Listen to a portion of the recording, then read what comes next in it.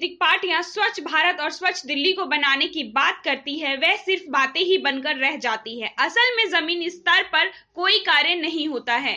जी हाँ, आज हम आपको दिखाते हैं दिल्ली की तस्वीर। दिल्ली के विकासपुरी विधानसभा में एक नाला है जो उत्तम नगर से होता हुआ रणहोला, नागलोई, निहाल विहार तक जाता है।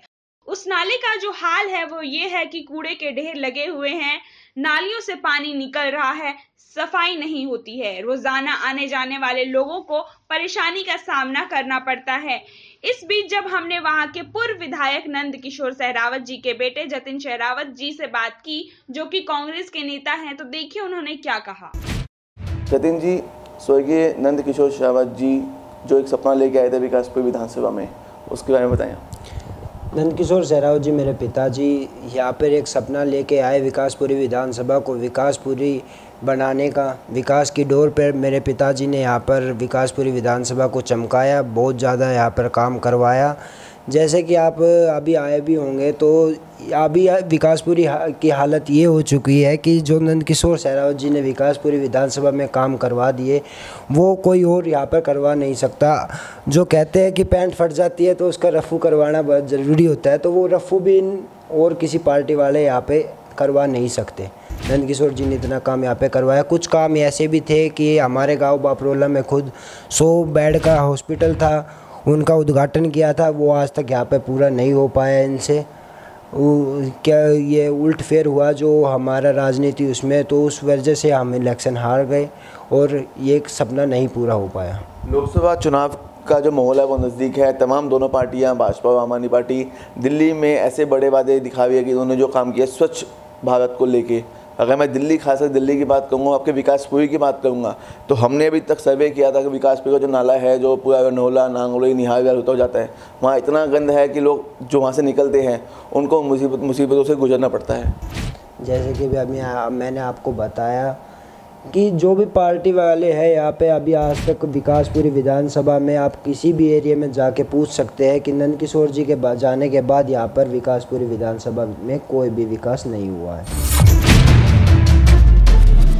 ये मैनिफेस्टो का दूसरा मुद्दा ये है कि हम जीडीपी का 6% शिक्षा में लगाएंगे, नए यूनिवर्सिटी खोलेंगे, नए स्कूल जिससे देश का हर बच्चा शिक्षा प्राप्त कर सके। तो क्या लगता है जो घोषणा पत्र कांग्रेस ने जो निकाला है, जनता उस पर ये विश्वास करेगी और इस बार दोबारा कांग्रेस को मौका देगी? बिल्कुल, जनता को विश्वास करना चाहिए इस चीज़ पर कि आज तक जितने भी मैनिफेस्टो आम आदमी पार्टी ने निकाले हैं, बीजेपी ने निकाले हैं, आज तक वो अपने मैनिफेस्टो पे कितने खरे उतरे हैं और जितना कांग्रेस ने अपनी मैनिफेस्टो डाल दी है उसमें कितने खरे उतरे हैं, इस चीज़ का जनता तय करेगी। का चुनाव है, तमाम दोबारा से वही पार्टी दोबारा से अपने घोषणा पत्र के साथ बड़े बड़े वादे लेके मैदान में आ गई है, तो इस बार क्या लगता है जनता का रुख क्या होगा?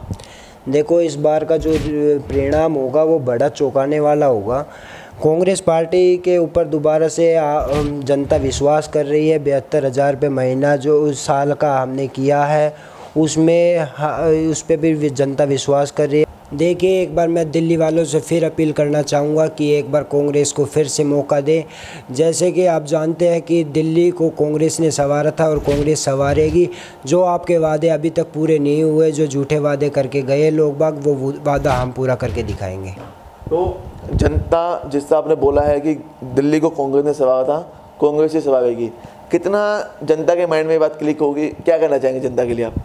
वो जनता देखेगी कि उन्होंने, उनके काउंसलर ने, उनके एमएलए ने कितना उनका वादे पे खरे उतरे हैं और कितना उनका कार्य करवाया अपने क्षेत्र में, जनता डिसाइड करेगी। तो ये थे हमारे साथ नंद किशोर सहरावत जी के बेटे जतिन सहरावत जी, जिनसे हमने खास बातचीत की, जिन्होंने खास तौर पर कहा है कि जनता सब कुछ जान चुकी है। जो 2014 से अभी तक 5 सालों में जो कार्य जनता के बीच नहीं हुए हैं, जनता कांग्रेस को याद कर रही है और दोबारा कांग्रेस को बनाने की मांग कर रही है।